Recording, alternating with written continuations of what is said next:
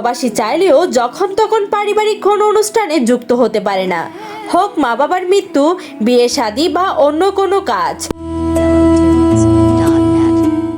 কারণ ভিসার জটিলতা, অর্থনৈতিক সংকট, স্পন্সর সমস্যা, বিমানের শিডিউল মিস সহ নানান কারণ থাকে। তেমন আজ বলবো একজন প্রবাসী ভিসা জটিলতায় মায়ের মৃত্যুর প্রথম বাৎসরিক শ্রাদ্ধ সম্পন্ন করতে হয়েছে বিদেশেই। গত বছর 19শে মার্চ তার মায়ের মৃত্যু হয় দেশে। ভাগ্যক্রমে শেষবারের মতো মায়ের মুখ দেখলেও প্রবাসে থাকায় তার মায়ের প্রথম মৃত্যুবার্ষিকীতে যাওয়া হয়নি দেশে। সনাতন ধর্মমতে মৃত্যুর 1 বছর পর তিথি অনুসারে প্রথম বাৎসরিক শ্রাদ্ধ করতে হয়। এই দিনে মৃত আত্মার তৃপ্তির জন্য জল, তর্পণ এবং পিণ্ডদান করা হয়। সেই মতে দেশে পরিবারের অন্য সদস্যরা বাৎসরিক শ্রাদ্ধ করেন।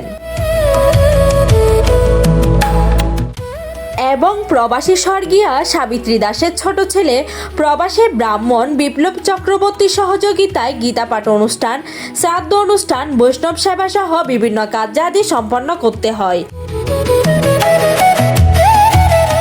উল্লেখ্য, গত 19শে মার্চ 2025 ইংরেজি বৃহস্পতিবার রাত 10:15 স্বর্গীয়া সাবিত্রী দাস পরলোক গমন করেন। স্বর্গীয়া সাবিত্রী দাস 30শে জুন 1997 সালে রাঙামাটি জেলায় জন্মগ্রহণ করেন। জীবনদশায় তিনি ছিলেন অত্যন্ত শান্ত, ধর্মপরায়ণ ও সবার প্রতি সহানুভূতিশীল একজন মহিলা।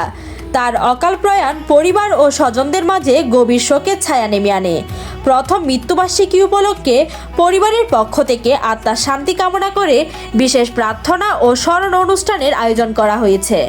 এ সময় উপস্থিত সকলে তার আত্মার শান্তি কামনা করেন এবং তার স্মৃতির প্রতি গভীর শ্রদ্ধা নিবেদন করেন। পরিবারের সদস্যরা সকলের কাছে স্বর্গীয়া সাবিত্রী দাসের আত্মার শান্তির জন্য প্রার্থনা কামনা করেছেন। News desk, Hindus news.